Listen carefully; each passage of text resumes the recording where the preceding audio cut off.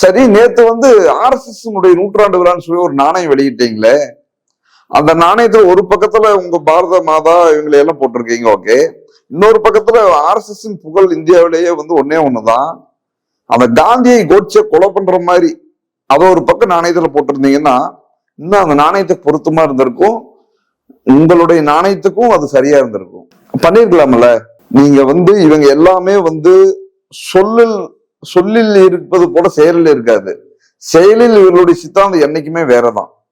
காந்தியை யாரு கொலை பண்ணனா, காந்தி கொலை பண்ணிட்டு உண்மையை ஒத்துக்கிட்டாங்களா, அல்லது அந்த கொலை பண்ணதுக்கு அப்புறம் என்னென்ன பித்தலாட்டம் பண்ணாங்க, கொலை எதுக்கு பண்ணனாங்க அப்படின்னு பார்த்தா, காந்தி கொலை செய்யறதுக்கு 53 நாளைக்கு முன்னாடி அவர் பேசுறாரு.